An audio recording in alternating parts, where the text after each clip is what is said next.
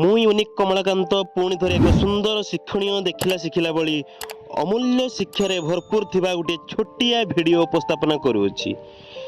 ୟାକୁ ସମସ୍ତ ବୟସର ଲୋକ ଥରେ ନିଶ୍ଚୟ ଶୁଣିବା ଦରକାର, ଯାହାକୁ ଶୁଣିବା ମାତ୍ରେ ମନରେ ପବିତ୍ରତାପୂର୍ଣ୍ଣ ବାତାବରଣ ସୃଷ୍ଟି ହେବା ସାଙ୍ଗକୁ ଭକ୍ତିଭାବ ଜାଗ୍ରତ ହେବା ସ୍ୱାଭାବିକ। ଆଜିର ସମାଜର ପ୍ରତ୍ୟେକ ଲୋକ ଏବେ ବିଳାସ ବ୍ୟସନରେ ଲିପ୍ତ। କେତୋଟି ହାତ ଗଣତି ଲୋକଙ୍କୁ ଛାଡ଼ିଦେଲେ ଅନ୍ୟମାନେ ସବୁ ଧର୍ମକର୍ମ ଭୁଲିଗଲେଣି। ନୀତି ନିୟମ ଆଦର୍ଶ ଆଉ କେହି ପସନ୍ଦ କରୁନାହାନ୍ତି। ଜୀବନରେ ନାନାଦି ପ୍ରକାର ଘଟୁଥିବା ଘଟଣା ଦୁର୍ଘଟଣା ସବୁ ମାନବକୃତ ପରି ମନେ ହେଉଥିଲେ ସବୁ ମାନବକୃତ ନୁହେଁ। ସବୁ ଘଟଣା ପଛରେ କିଛି ମହତ୍ଵ ଉଦ୍ଦେଶ୍ୟ ରହିଅଛି ନିଶ୍ଚୟ। ଈଶ୍ୱରଙ୍କ ଏହା ଲୀଳା ଖେଳାର ସ୍ଥାନ। ଆଜି ଯେ ରାଜେନ୍ଦ୍ର ସେନ କାଲି ସେ ଫକୀର। ଆଜି ଯିଏ ସୁଖରେ ଅଛି କାଲି ସେ ଅନେକ ଦୁଃଖ ଯନ୍ତ୍ରଣା ଭୋଗିଥିଲା। ଆଜିର ମଡର୍ଣ୍ଣ ସମାଜରେ ଆମେ ସମସ୍ତେ ଆଧୁନିକତାର ସ୍ୱାଦ ଚାଖିଲା ପରେ ସବୁ ସୁବିଧାବାଦୀ ହେବାକୁ ଲାଗିଗଲେଣି। ଏହା ସତ୍ୟ। ଆପଣ ଏବେ ଗ୍ରାମାଞ୍ଚଳ ବି ଯାଆନ୍ତୁ, ବୁଲି ଯାଆନ୍ତୁ, କୃଷି ଯନ୍ତ୍ରପାତି ମଧ୍ୟ ଆଧୁନିକ ହୋଇଯାଇଛି। ଗ୍ରାମାଞ୍ଚଳରେ ରହିଥିବା ଭାଗବତ ଟୁଙ୍ଗିର ମହତ୍ଵ ସବୁ ଭୁଲିଗଲେଣି। ଆଉ ଆଗ ଭଳି ଏକତା ଲୋକଙ୍କ ମଧ୍ୟରେ ସେତେ ମାତ୍ରାରେ ନାହିଁ ଯେତେ ମାତ୍ରାରେ ଥିଲା। କି ଧନୀ କି ଗରିବ, କି ସହରାଞ୍ଚଳ କି ଗ୍ରାମାଞ୍ଚଳର ଲୋକ ସମସ୍ତେ ସତ୍ସଙ୍ଗ ବା ସାଧୁସଙ୍ଗ କରିବା ନିତ୍ୟାନ୍ତ ଜରୁରୀ।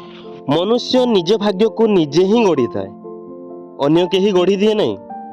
କାରଣ ଯେଉଁଭଳି କର୍ମ କରିଥାଏ ସେଇଭଳି ଫଳ ପାଇଥାଏ। ପାପ କର୍ମ କରିଲେ ପାପ ଫଳ ମିଳେ, ପୁଣ୍ୟ କର୍ମ କଲେ ପୁଣ୍ୟ ଫଳ ହିଁ ମିଳିଥାଏ। ଧରିନିଅ ଧାନ ଗଛ ବୁଣିଲେ ଧାନ ଗଛ ଗଜା ହୋଇ ଧାନ ଫଳିଥାଏ। ଗହମ ବୁଣିଲେ ଗହମ ଗଛ ହୁଏ, ଗହମ ଫଳ ହିଁ ଫଳିଥାଏ। ସେହିଭଳି ଆମେମାନେ ଯେଉଁ କର୍ମ କରିଥାଉ ସେଇଭଳି କର୍ମଫଳ ଭୋଗିବାକୁ ହୁଏ। ସେଥିପାଇଁ ନିଜ ଭାଗ୍ୟକୁ ନିଜେ ହିଁ ଗଠନ କରିବାକୁ ହେବ। ଦେଖନ୍ତୁ, ଯେଉଁଭଳି ଦସ୍ୟୁ ରତ୍ନାକର ଅଜ୍ଞାନବଶତଃ କେତେ ପାପ କରିଥିଲା, ମାତ୍ର ତାର ଭାଗ୍ୟକୁ ସତ୍ସଙ୍ଗ ହୋଇବାରୁ ସତ୍ଶିକ୍ଷା ପାଇବାରୁ ସେ ଋଷି ବାଲ୍ମୀକି ହୋଇଯାଇଥିଲେ ଓ ରାମାୟଣ ରଚନା କରିଥିଲେ। ଏକଥା ସମସ୍ତେ ଜାଣନ୍ତି। କାହାକୁ ସେ ସତ୍ସଙ୍ଗ ବା ସାଧୁସଙ୍ଗର କରାମତି କେତେ ସେ ସମ୍ବନ୍ଧରେ ଗୋଟିଏ ଛୋଟିଆ କାହାଣୀ ଆପଣମାନଙ୍କୁ ଶୁଣାଇବି। ଟିକେ ଧ୍ୟାନର ସହିତ ପ୍ରଥମେ ଆପଣ ଶୁଣନ୍ତୁ। ଥରେ ନାରଦ ଋଷି ଭଗବାନଙ୍କୁ ପଚାରିଲେ, ମୋତେ ସତ୍ସଙ୍ଗ ମହିମା କୁହନ୍ତୁ। ଭଗବାନ କହିଲେ, ତମେ ସେ ଅମକ ନାମକ ଜାଗାକୁ ଯାଅ।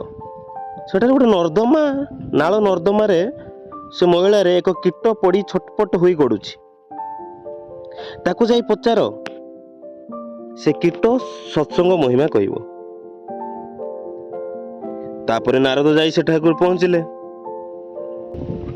ତାପରେ ନାରଦ ଭଗବାନଙ୍କୁ କହିଲେ, ସେ କୀଟ ମୋତେ ଦେଖିବା ମାତ୍ରେ ହିଁ ମରିଗଲା। ଭଗବାନ କହିଲେ, ସେ ଅମକ ଲୋକଙ୍କ ଘରେ ଗୋଟିଏ ବାଛୁରୀ ଜନ୍ମ ହୋଇଛି, ବାଛୁରୀକୁ ଯାଇ ପଚାର।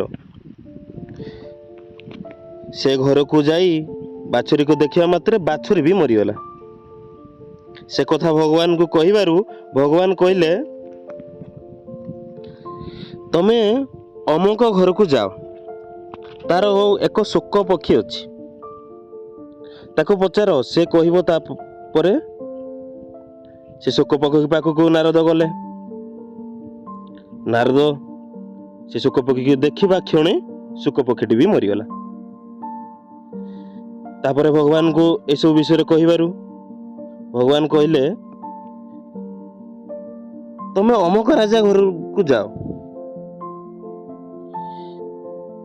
ସେ ରାଜ୍ୟରେ ସେ ରାଜାଙ୍କର ଏକ ପୁତ୍ର ଜନ୍ମ ହୋଇଛି, ତାକୁ ପଚାର, ସେ କହିବ ସତ୍ସଙ୍ଗର ମହିମା।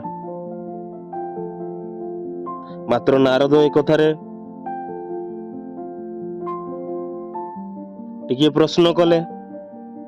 ଦେଖନ୍ତୁ ଆଜ୍ଞା, ଆପଣ ଯେଉଁ ଜାଗାକୁ ପଠାଇଲେ ସେମାନେ ସମସ୍ତେ ମରିଗଲେ। ସେ ତ ରାଜା ଘରର ପୁଅ, ସେ ଯଦି ମରିଯାଏ ମତେ ହତ୍ୟା ଦୋଷ ଲାଗିବ। ଭଗବାନ କହିଲେ ସେ ପୁଅ ମରିବ ନାହିଁ, ସେ ସମସ୍ତ କଥା କହିବ। ତାପରେ ନିଜେ ସ୍ୱୟଂ ଭଗବାନ କହିଲେ, ସେ କୀଟ ତୁମକୁ ଦେଖି ମରିଯାଇ ଗୋରୁ ହୋଇ ଜନ୍ମ ହେଲା, ପଶୁ ପରେ ପୁଣି ପକ୍ଷୀ ହେଲା, ପକ୍ଷୀ ପରେ ଏବେ ମନୁଷ୍ୟ ହୋଇ ଜନ୍ମ ହେଲା, ତୁମ୍ଭର ସଙ୍ଗ ପାଇ ଏତିକି ହେଲା। ଏହିପରି ହୋଇଥାଏ ସତ୍ସଙ୍ଗର କରାମତି। ଏହିପରି ସୁନ୍ଦର ସୁନ୍ଦର କଥାକୁ ଜାଣିବା ପାଇଁ ପ୍ରଥମେ ଏହି ଚ୍ୟାନେଲକୁ ସବସ୍କ୍ରାଇବ କରିନିଅନ୍ତୁ। ତାପରେ ଯାଇ ନୂତନ ଭିଡ଼ିଓ ଗୁଡ଼ିକ ପ୍ରଥମେ ଆପଣମାନଙ୍କ ପାଖରେ ପହଞ୍ଚିଯିବ। ଏହି ଭିଡ଼ିଓକୁ ଲାଇକ୍, ସେୟାର ଏବଂ ମତାମତ ଦେବା ପାଇଁ ଆଦୌ ଭୁଲିବେନି। ଧନ୍ୟବାଦ।